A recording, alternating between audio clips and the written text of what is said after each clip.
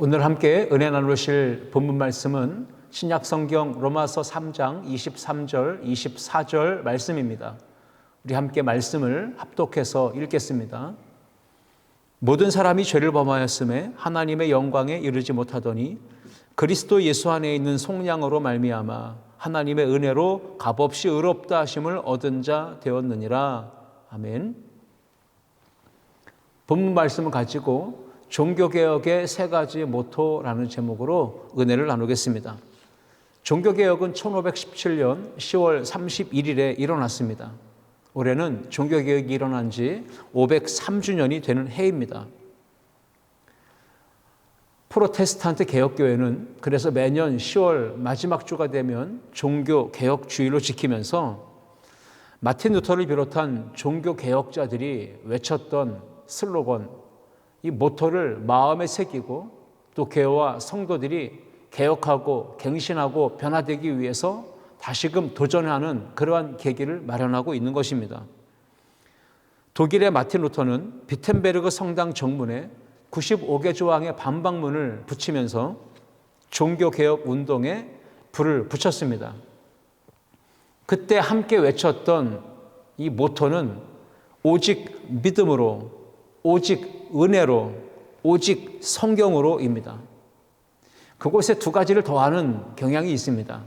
네 번째를 한다면 오직 그리스도로, 다섯 번째를 추가한다면 오직 하나님께 영광을, 이러한 단어입니다. 오늘 우리가 이 마틴 루터를 비롯한 종교개혁자들이 외쳤던 이 세 가지 모토, 이 모토 앞에 유념해 볼 것은 오직이라는 말이 반복됐다는 것입니다. 왜 개혁자들은 오직이라는 말을 붙였을까요? 당시의 교회와 또 사회상이, 성도들의 신앙이 오직을 붙여야 할 만큼 심각한 상황이었기 때문입니다. 말로는 믿음을 말하고 있지만 믿음이 전혀 없이 껍데기 신앙으로 살아가는 종교인들이 많았기 때문입니다. 오직 성경이 아닌 세속적인 가치관과 세속적인 문화가 자꾸만 교회 안에 스며들어와서 교회 안에 자리 잡으면서 악영향을 끼치고 교회의 본질을 왜곡시키고 타락하고 변질되게 만들었기 때문입니다. 오직 예수 그리스도의 십자가 대속의 은혜로만 구원을 얻는다는 것을 벗어나서 그 당시에 교회와 성도들은 면죄부를 사서 또는 인간의 행위나 노력으로 구원을 얻을 수 있다라고 여기며 그렇게 가르쳤기 때문입니다. 종교개혁이 일어난 지 이제 503년을 맞이합니다. 그러나 아직도 완성되지 않은 채 종교개혁 운동은 계속 진행되고 있습니다. 이 시대에 모든 교회가, 우리 교회를 비롯해서 한국교회와 세계교회 전체가 여전히 종교개혁 운동을 해나가야 할 만큼 변화도 필요하고 갱신도 필요하고 개혁이 필요한 상황이기 때문입니다. 어떠한 표어를 정하고 또 슬로건을 외치는 것은 그리 어렵지 않습니다. 마음만 먹으면 얼마든지 할 수 있는 일이지만 그러나 말한 대로 외치는 대로 살아가는 것은 쉬운 일이 아닙니다. 2020년도 우리 아름다운 교회도 치우침이 없는 걸음으로 라고 하는 표어를 정했습니다. 성경의 말씀대로만 살자는 것입니다. 하나님의 은혜 안에서 주어진 본분을 다하고 직분을 감당하며 이 땅에 하나님의 나라를 펼쳐가는데 흔들리지 말자고 하는 그러한 마음의 결연한 의지가 이 표 안에 담겨 있습니다. 좌로나 우로나 치우치지 않는 예배자로, 봉사자로, 헌신하는 주의 일꾼으로, 하나님 앞에 쓰임받는 사명자로 그렇게 살아봅시다라고 하는 이 표어에 간절한 메시지가 있습니다. 그런데 이 표어를 실천하려면 혼자의 힘으로는 불가능합니다. 그래서 옆에 있는 가족이 도와주어야 합니다. 함께 기도하고 응원하고 격려해야 합니다. 그리고 소그룹인 구역과 또 셀 그룹들이 또 각 기관과 부서가 서로 연결된 유기체적인 조직체로서 함께 동역할 수 있어야 하고 중보하며 나아가야 이 꿈과 비전과 목표를 이룰 수가 있는 겁니다. 교회는 공동체입니다. 교회가 한 몸으로서 힘을 결집하고 치우침이 없는 걸음으로 함께 나아가자고 손을 붙잡을 때 그 일이 가능해지는 것입니다. 다시 복음으로 돌아가자. 다시 본질을 회복하자. 초대교회로 돌아가자라고 하는 외침이 이 시대의 교회들이 참 많이 외치고 있는 슬로건입니다. 교회마다 이러한 슬로건, 이러한 표어를 계속 외치고 있는 까닭은 무엇일까요? 그것은 교회가 여전히 끊임없이 개혁되어야 하고 갱신되어야 하고 변화되어야 할 필요성을 많이 느끼고 있기 때문입니다. 이 시대의 교회와 성도들의 신앙과 삶은 너무나 많이 세속화되어 있고 변질되어져 있습니다.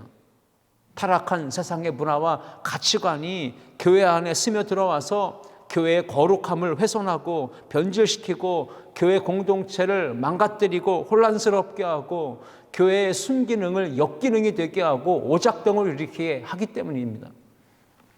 컴퓨터가 오류를 일으킬 때, 그래서 오작동이 발생하고 컴퓨터의 기능이 전혀 제대로 이루어지지 않을 때, 그때 어떻게 하면 좋은 것입니까? 리셋 버튼을 눌러서 초기화시키는 것입니다. 그래서 컴퓨터 프로그램을 다시 재부팅을 하는 것이죠.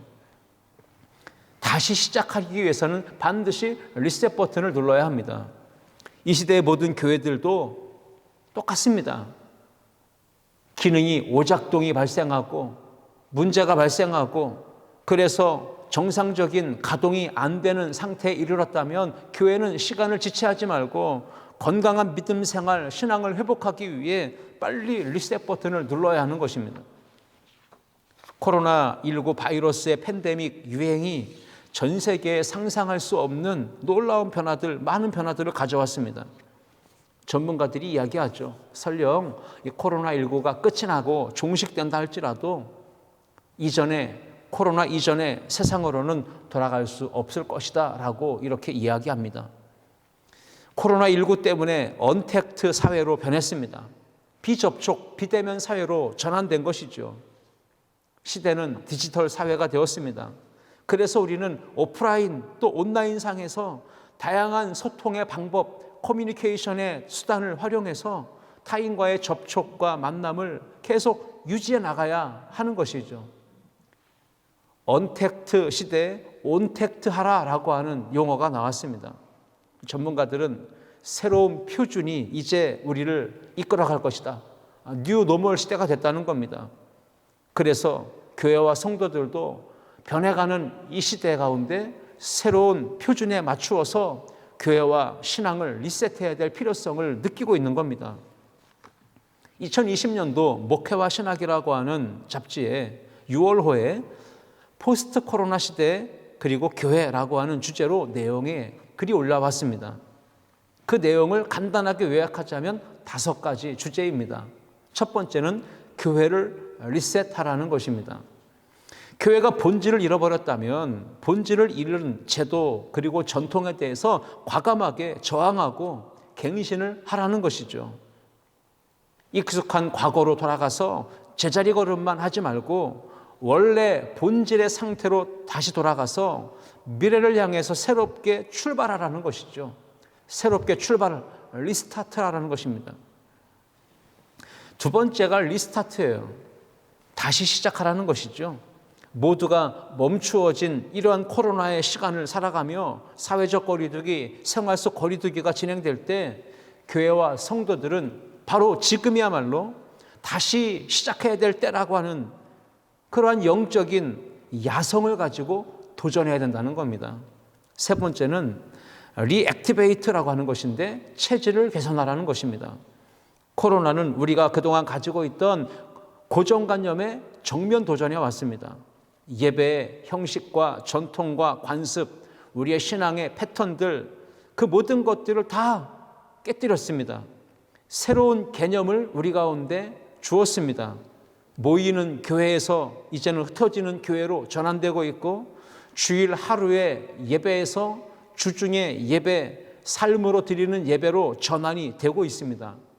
신앙생활의 중심축이 많이 움직이고 있는 것입니다.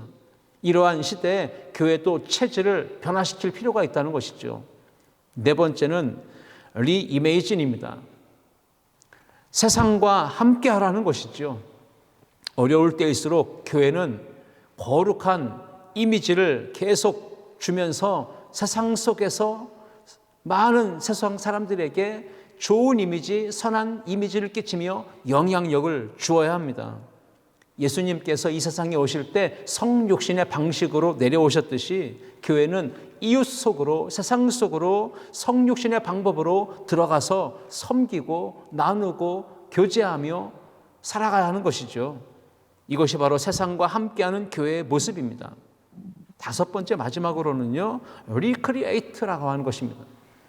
새롭게 사역을 시작하라는 것입니다. 언택트 사회, 이 디지털 사회가 되었습니다. 예배는 오프라인에서뿐 아니라 온라인에서도 예배가 이루어지고 있습니다. 많은 교회들이 코로나로 인해서 비대면 예배, 온라인 예배, 영상 예배로 대체하고 있고요. 그러다 보니까 이제 앞으로는 온라인 사역이, 온라인 예배가 많은 교회의 중심으로 자리하게 될 것입니다. 이러한 시대를 교회는 대비하고 그렇게 새로운 사역을 시작해 나가야 된다라고 하는 것이 목회와 신학 6월호에 실린 기사의 내용이었습니다. 많은 도전이 되었습니다. 이제 그것을 대비하고 어떻게 해야 될 것인지 함께 머리를 맞대고 강구해 나가야 되는 시점이 된 것입니다. 오늘 저는 종교개혁의 세 가지 모토인 오직 믿음, 솔라 피데, 오직 은혜, 솔라 그라티아, 오직 성경, 솔라 스크립추라라고 하는 이 세 가지 모토를 함께 생각해 보시면서 은혜를 나누고자 합니다. 첫 번째, 오직 성경입니다. 로마 가톨릭 교회에서는 성경을 절대적으로 믿지 않고 정경 외에도 외경을 믿습니다. 그래서 교회의 결정이나 외경을 성경보다 더 권위 있는 것으로 받아들이고 하나님의 말씀보다도 외경에 더 기준을 가지고 살아갑니다. 교황은 하나님이 세운 존재이기 때문에 예수 그리스도의 위치에 서서 교황의 말과 선택과 결정은 절대적인 권위가 있습니다.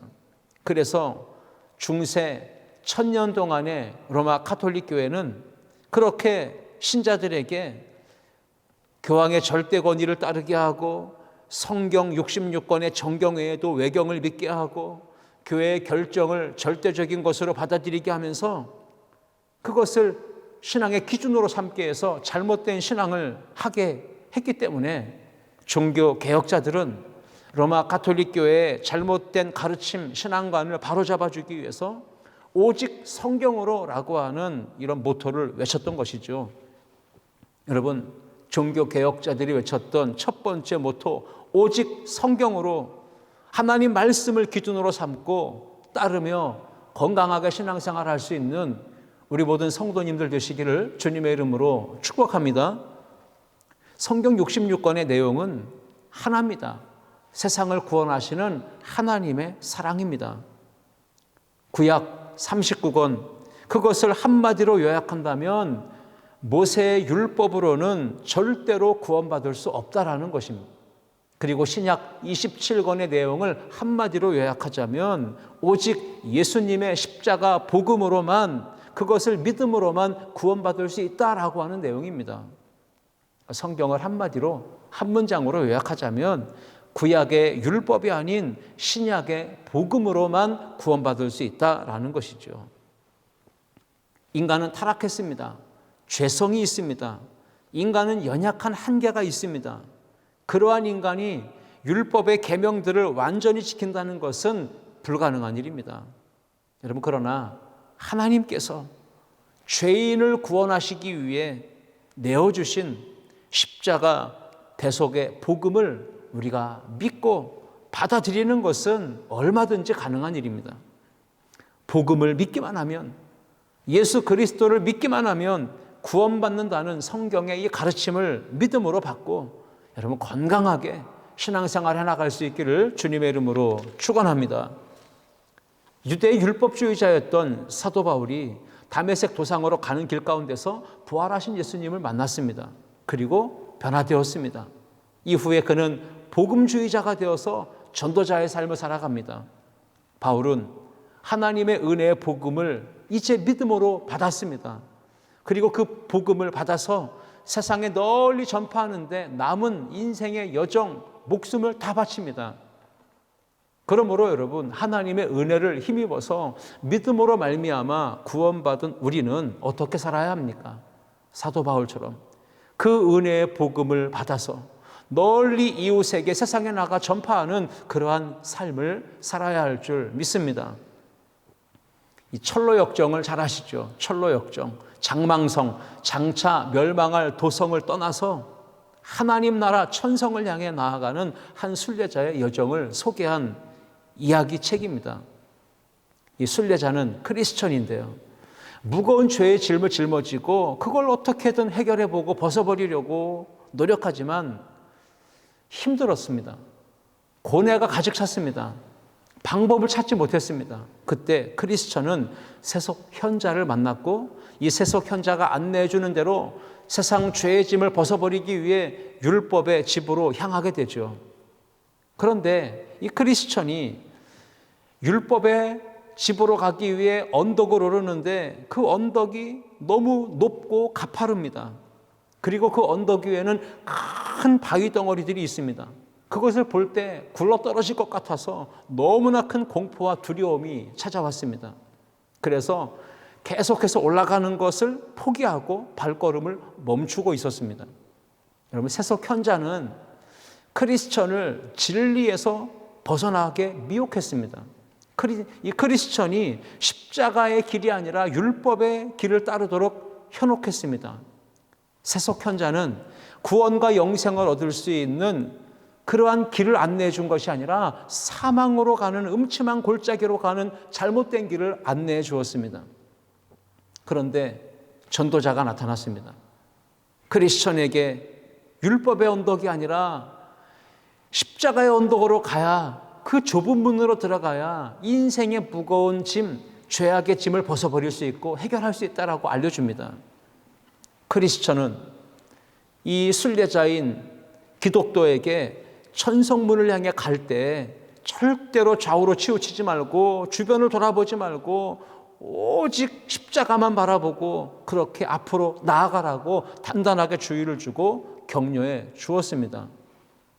크리스천은 전도자의 격려를 받고 나서 마음에 결심을 합니다. 그리고 나는 이제부터 중간에 누가 뭐라 해도 절대로 뒤를 돌아보지 않을 것이고 앞으로만 나아가겠다 하면서 좁은 문으로 향했습니다. 율법의 언덕에서 발걸음을 돌이켜서 좁은 문을 향해 나아갔던, 그리고 십자가의 언덕에 올랐던 이 기독도 크리스천은 드디어 그 무거운 짐이 벗겨지는 영적 체험을 하게 됩니다. 크리스천이 율법이 아닌 십자가의 복음으로 무거운 짐을 벗어버리고 구원받고 자유함을 얻게 된 기쁨을 맛보게 된 것입니다. 여러분, 죄의 짐을 풀어버리는 것은 율법으로는 불가능한 것입니다. 죄악의 무거운 짐을 벗어버리는 것은 오직 십자가의 복음, 은혜의 복음을 믿음으로만이 벗어버릴 수 있다. 여러분, 이 믿음 갖기를 주의 이름으로 축복합니다. 사도행전 13장 39절에서 사도 바울은 이렇게 이야기합니다. 또 모세의 율법으로 너희가 의롭다 하심을 얻지 못하던 모든 일에도 이 사람을 힘입어 믿는 자마다 의롭다 하심을 얻는 이것이라. 아멘. 모세의 율법으로는 의롭다 하심을 못했습니다. 그 어떤 일에도 온전하게 행할 수 없었기에, 이 계명들을 지킬 수 없었기에 의롭다 하심을 얻는 것은 불가능했습니다. 그러나 이 사람을 힘입어, 이 사람은 누굴까요? 바로 예수 그리스도 하나님의 아들이십니다. 인류의 죄를 대신하여 십자가를 짊어지시고 대속의 죽음을 당하신 그 예수 그리스도 복음을 믿는 자는 의롭다 하심을 얻는다는 것이죠. 예수 그리스도를 힘입을 때만 구원을 받는다는 복음을 믿음으로 의롭다함을 받는다는 것을 사도 바울이 선언한 것입니다. 구약의 계명은 무겁고 두려운 율법입니다. 그래서 그것으로는 더러운 죄를 깨닫는 것이지, 죄를 회개하는 것이지, 죄를 씻어내는 것이 아닙니다. 죄의 짐을 벗어내기 위해서는 반드시 신약의 가볍고 기쁜 복음으로만이 우리가 용서받을 수 있고 죄에서 자유를 얻을 수 있는 겁니다. 종교개혁의 첫 번째 모토, 오직 성경으로, 잘못된 신앙관을 갖지 마시고 오직 성경으로라고 하는 온전하고 바른 신앙관을 가져서 주님 오시는 그날까지 믿음의 길을 걸어가는 우리 모두가 되시기를 주님의 이름으로 축원합니다. 두 번째, 오직 은혜입니다. 오직 은혜. 솔라 그라티아라고 하는 말인데, 로마 가톨릭 교회는 인간의 노력과 공로로 구원받을 수 있다고 강조합니다. 인간의 노력과 공로, 인간의 땀과 헌신과 수고로 얼마든지 구원받을 수 있다라고 가르쳤고 그것을 성도들은 따랐던 것이죠. 그래서 성직을 매매하기도 하고 면죄부를 판매하기도 하고 그렇게 교권을 강화하기 위해 로마의 교황은 그렇게 다양한 수단을 강구하면서 신자들의 눈을 가리고 잘못된 신앙관을 가지고 신앙생활하게 했습니다. 이 면죄부를 팔았을 때 그 면죄부의 기능이 뭡니까? 신자들이 면죄부를 사서 돈을 주고 사서 그 면죄부 가지고 자신의 선조들이나 가족이나 누구든지 연옥에 있는 사람들이 면죄부를 사면 하나님 나라로 옮겨진다라고 하는 것을 가르쳤기 때문에 면죄부를 살 수밖에 없었던 것입니다.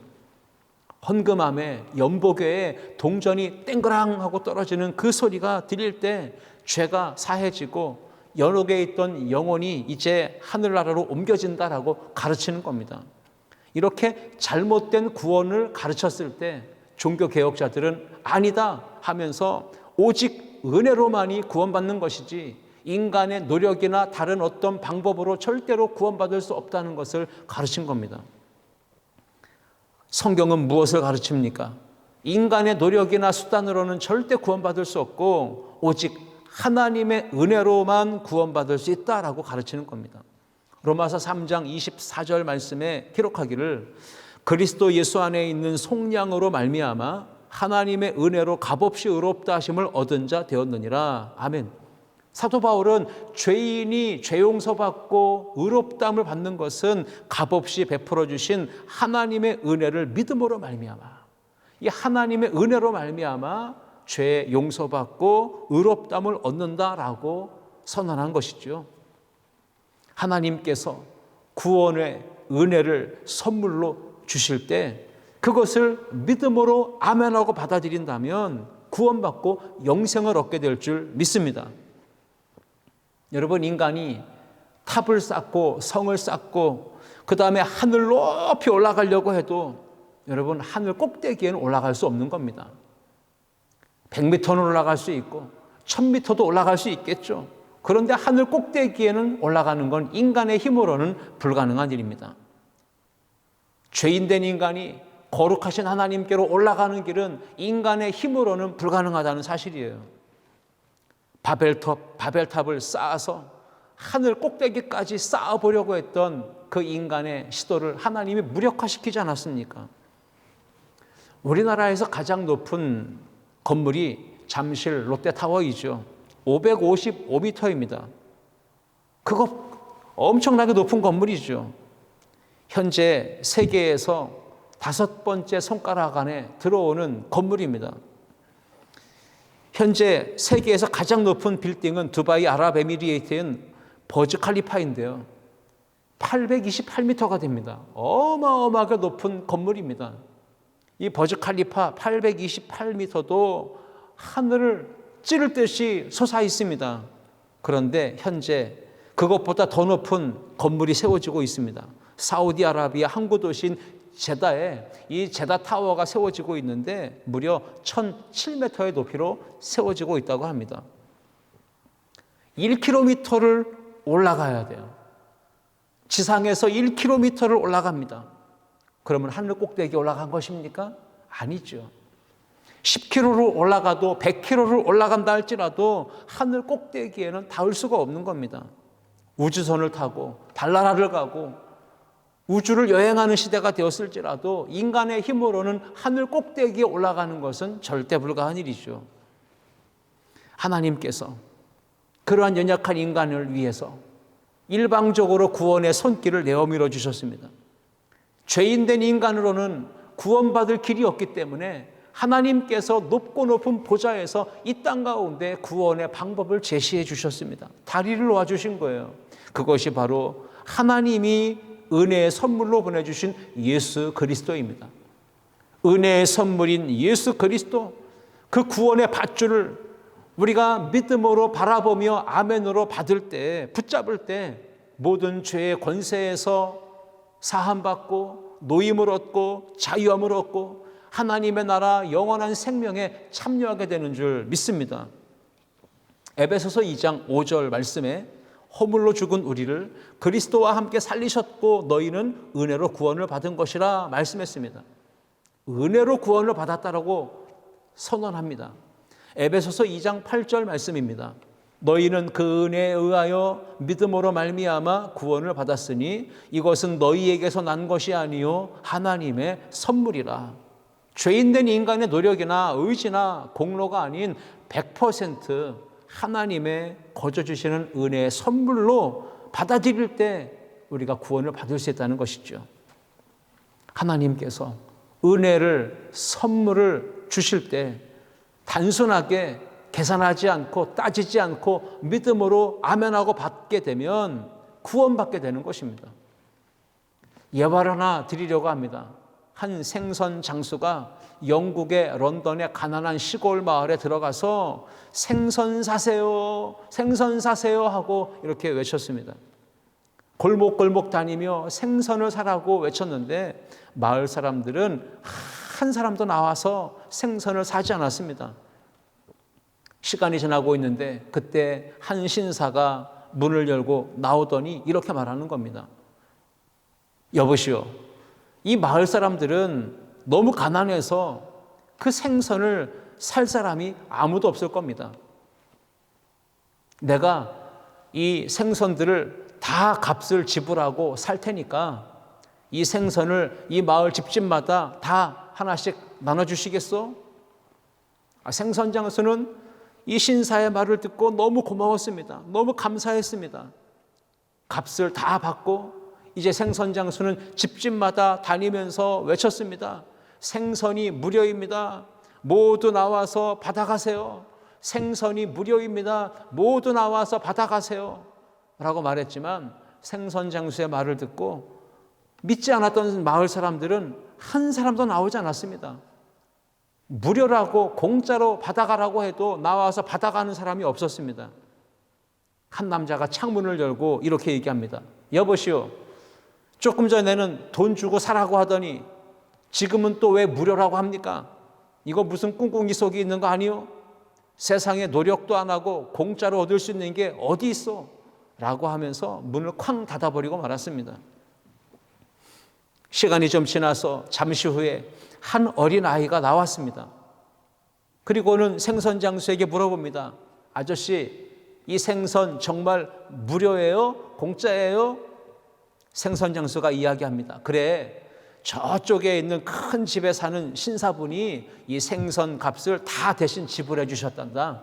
그러니까 그냥 공짜로 가져가도 돼. 아이가 고개를 끄덕입니다. 그러면 아저씨, 저 생선 2마리만 주세요 하고 생선 2마리를 받아서 아주 기쁘게 집으로 돌아갔다는 거예요. 마을 사람들은 어떤 인간의 수고나 어떤 행위, 대가를 지불해야만 무엇을 얻을 수 있다고 생각하고 아무것도 받지 못했습니다. 그런데 이 어린아이는 단순하게 받아들인 거예요. 신사가 값을 지불해 주고 이것이 무료로 공짜로 얻게 되는 선물과 같은 것이기 때문에 그냥 감사한 마음으로 받아들였던 것이죠. 하나님의 은혜로 받은 구원, 이 영생의 복음, 여러분 우리가 공짜로 받았습니다. 거저 받았습니다. 그러므로 우리는 이웃에게, 가족에게, 우리 주변에 많은 동료들에게 이 복음을 전하고 이 값없이 주신 하나님의 은혜를 전해서 온 세상이 하나님의 은혜 가운데 구원받는 일을 우리가 더 힘써서 해나가야 할 줄 믿습니다. 오직 하나님의 은혜로 구원받는 이 복음의 진리를 붙잡고 믿음으로 승리하는 신앙생활 하시기를 주님의 이름으로 축원합니다. 이제 마지막 세 번째입니다. 종교개혁의 세 번째 모토는 오직 믿음입니다. 솔라 피데. 로마 가톨릭 교회는 인간의 노력과 행함으로 구원받을 수 있다고 과거에도 가르쳐왔고 지금도 그렇게 가르치고 있습니다. 그러나 여러분, 하나님의 말씀인 이 성경은 뭐라고 가르칩니까? 어떻게 가르칩니까? 인간의 행위나 노력이 아니라 오직 믿음으로만이 구원을 받는다고 가르치는 거예요. 사도 바울이 인간의 행함이 아니라 오직 믿음으로 의롭다함 받고 구원받는 것을 선포합니다. 로마서 3장 27절과 28절입니다. 그런즉 자랑할 데가 어디 있느냐? 있을 수 없느니라. 무슨 법으로냐? 행위로냐? 아니라 오직 믿음의 법으로니라. 그러므로 사람이 의롭다 하심을 얻는 것은 율법의 행위에 있지 않고 믿음으로 되는 줄 우리가 인정하노라. 아멘. 바울은 갈라디아서에서 말하는 겁니다. 율법을 완전히 행하는 자가 되어야 저주받지 않고 구원받을 수 있다라고 하는 거예요. 율법을 완전히 행하는 자가 되어야 저주받지 않고 구원받을 수 있는데 연약한 인간이 율법을 완전히 행한다는 건 불가능한 일입니다. 그래서 의로움에 이른다는 것은 죄인에게는 불가능한 일이라는 것입니다. 그래서 하는 말이 저주 아래 놓여 있는 인간이라는 것이죠.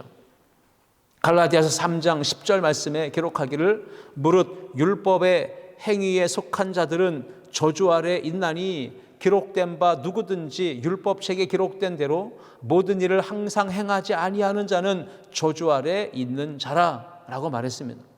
구원받는 건 율법으로가 아니라 오직 믿음의 법으로만 구원받는 거예요. 우리가 의롭다함을 얻는 것은 율법의 행위에 있지 않고 믿음으로 된다는 것이고 우리가 율법을 완전히 행할 수 없기 때문에 저주 아래에 있는 자다라고 로마서에서 갈라디아서에서 사도 바울은 선언한 것입니다.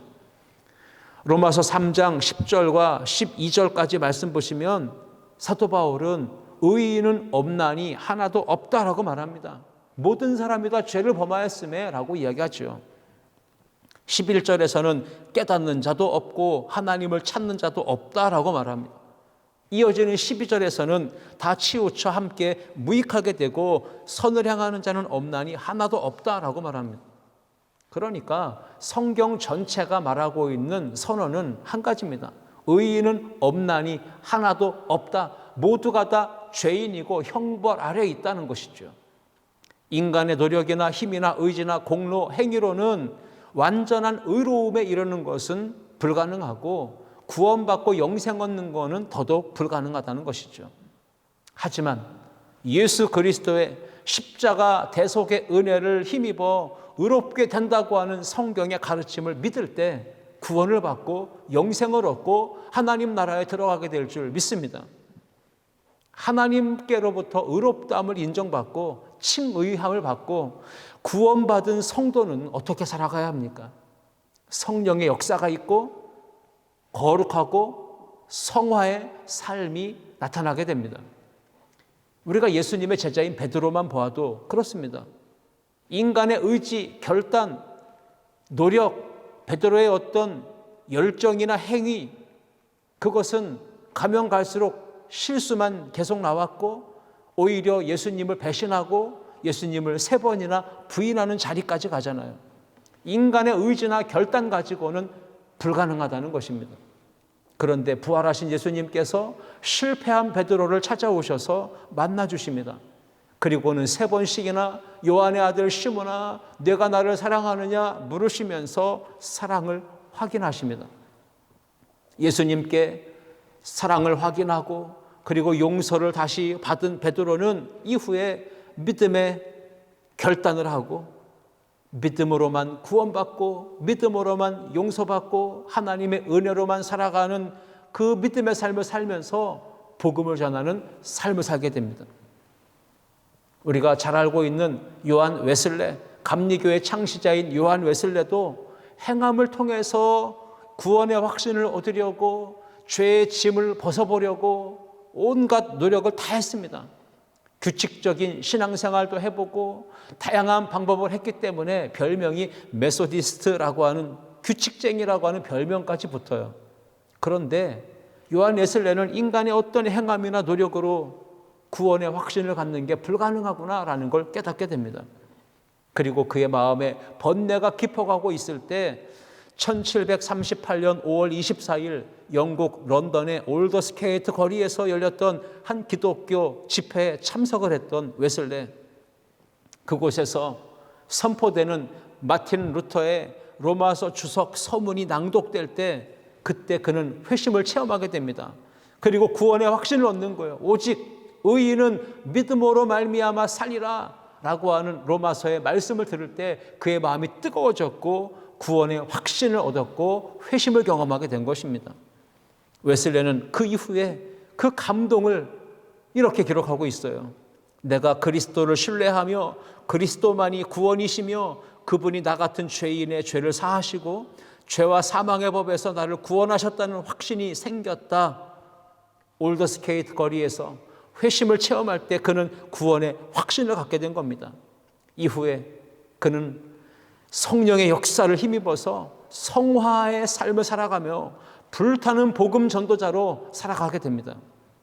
행함이 아니라 오직 믿음으로 말미암아 죄와 사망의 권세에서 구원받고 자유함을 얻는 것이 바로 기독교의 복음의 핵심이에요. 오직 믿음으로 구원받은 성도의 삶에는 거룩한 삶, 성화의 삶의 열매가 자연스럽게 나타나게 되어 있습니다. 성경 사도행전 16장 31절 말씀을 함께 읽고 마치겠습니다. 이르되 주 예수를 믿으라 그리하면 너와 네 집이 구원을 받으리라 하고. 아멘. 예수 그리스도를 믿을 때 죄에서 자유함을 받고 구원과 영생을 얻게 될 줄 믿습니다. 종교개혁의 세 가지 모토, 오늘 우리 모든 기독교인들이 기준으로 삼아야 될 신앙생활의 모토로 삼아야 될 것입니다. 오직 성경, 오직 은혜, 오직 믿음, 이 신앙으로 완전하게 무장해서 주님 오시는 날까지 승리하며 살아가는 우리 모든 성도들 되시기를 주님의 이름으로 축원합니다. 기도하시겠습니다. 하나님 아버지 감사합니다. 오늘도 말씀으로 주님 앞에 서서 종교개혁자들이 외쳤던 세 가지 모토를 우리 마음판에 새기며 그렇게 살아가기를 결단하는 우리 모든 성도들, 오직 성경, 오직 은혜, 오직 믿음의 신앙으로 주님만 붙잡고 끝까지 인내하며 주어진 사명을 잘 감당해서 하나님 나라의 상급을 쌓고 마지막 날에 주님 앞에 서서 잘하였도다, 착하고 충성된 종이다 칭찬받는 우리 모든 성도들이 되게 하여 주옵소서. 감사드리며 예수님의 이름으로 기도하옵나이다. 아멘.